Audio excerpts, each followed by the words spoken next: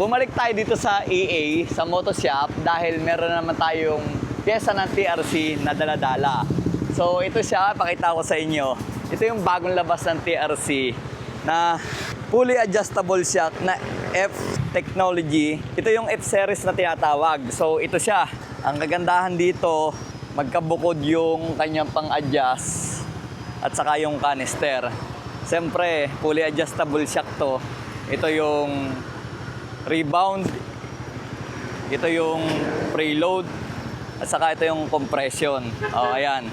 So isang set na to, may kasama na siya na bracket at saka may sticker pa.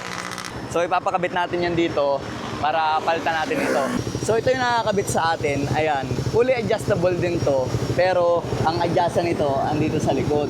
Ayun oh, medyo madumi na kasi gamit na at saka parang ang tagal na sa atin ito. Parang almost 3 years na din kasi tanda ng ating motor.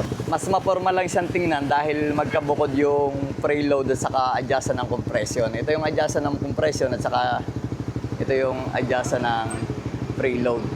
And then ito naman yung rebound. Binaklas na agad yung luma. Ito yung luma.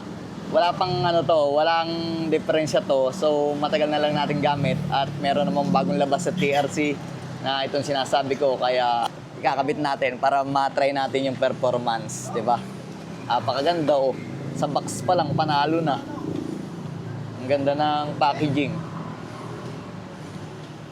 Parang napansin ko 1 2 3 4 5. 1 2 3 4 5. Ron, alin mas malaki ang ano?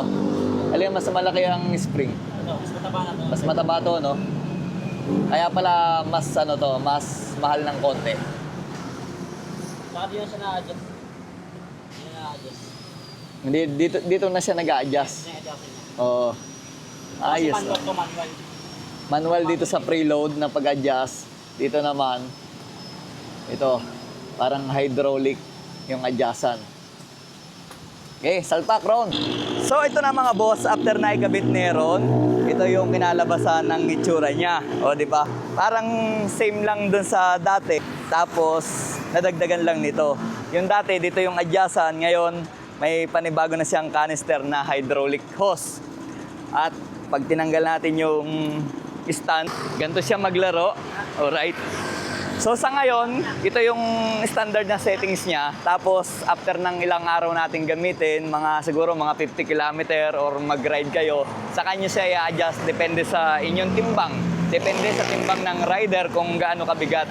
At depende kung sa pakiramdam nyo maganda yung comfortability ng ride ninyo. Saka doon nyo i-adjust. Fully adjustable, isang preload, isang rebound, at saka isang compression. Sa mga gustong mag-avail, ayan, TRC. Saka lang.